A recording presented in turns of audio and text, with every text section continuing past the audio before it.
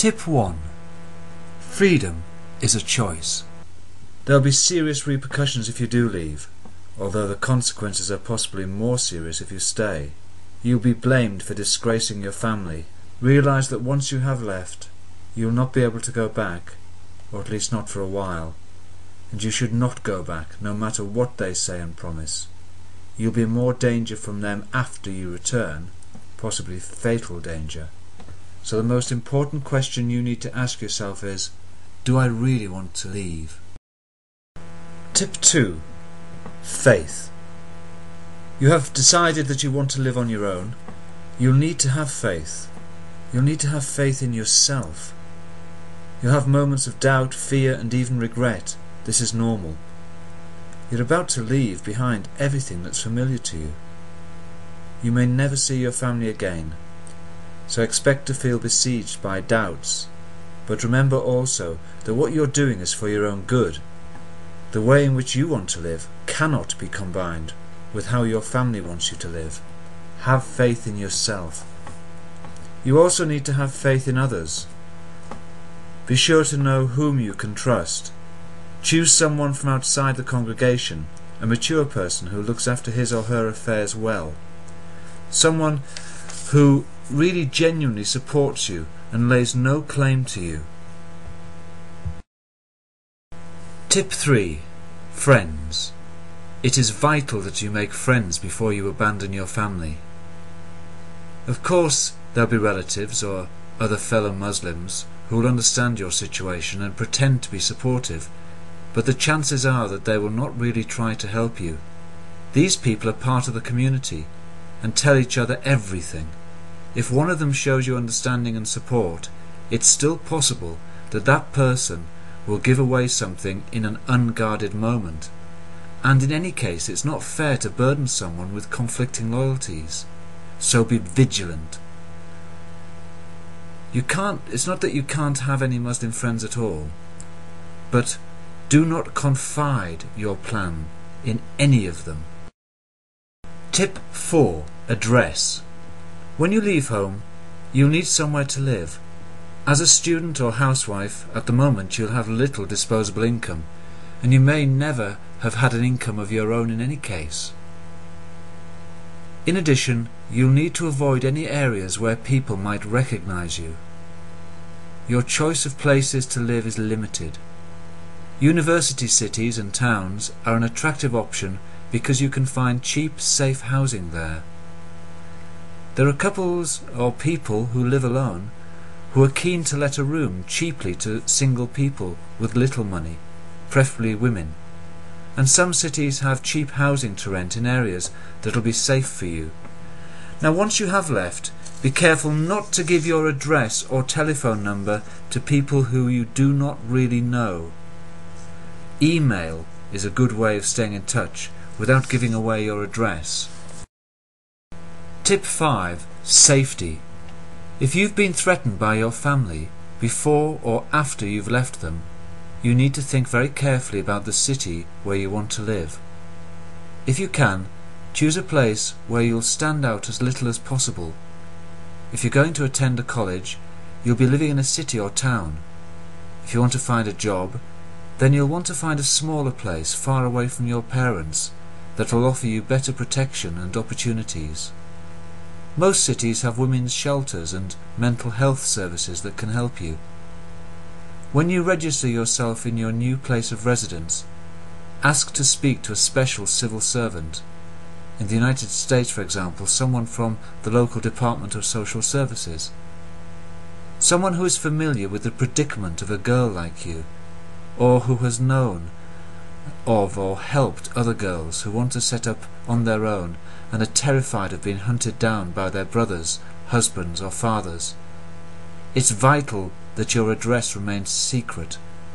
Go to the police and report your situation.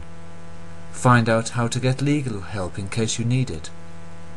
And make sure that your flatmates, colleagues and friends are informed of the potential danger that you are in. Tip 6. Income. Make arrangements for how you will have income before leaving. If you want to go to college, apply for a student scholarship on time. Give a temporary address of friends, for example, if you haven't found a place of your own yet. And if you do not intend to go to college, apply for social security benefits in the place that you're moving to. While you're still at home, acquaint yourself with the part-time job market in your future hometown. Put your name down for part-time jobs and avoid taking loans and accumulating debts as much as you can. Above all, be sensible with money. Tip 7. Opportunities for education. It's good to have a part-time job, but make sure that you pass your school exams. Try to broaden your opportunities for learning new things as much as you can. If you struggle with workload, go to your study supervisor or mentor. As a student, you'll also learn how to socialise with people from outside your own religious circuit. You'll need to learn what they might expect from you, as well as the unwritten rules of social etiquette. Join a student organisation, go on drink dates, or to parties. You don't have to drink alcohol. Tip 8. Your possessions. You cannot take all your possessions with you when you leave. So you cannot take things like large or bulky objects with you. You've got to be selective. Take only things that you really need, like a few precious photos, your wallet, savings book, bank book, checkbook, piggy bank, money box.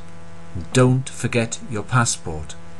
You must smuggle these things out of your home piecemeal. If you're spotted leaving your house with heavy bags or your closet is suddenly half empty, you will draw attention. You'll have to furnish your new dwelling yourself, remember, so find out where the best second-hand shops are.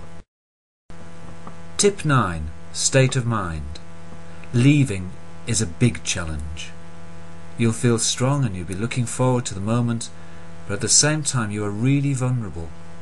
You'll experience a dip in your emotional high and feel lonely. The person in whom you've put your trust can help you strengthen your inner resilience.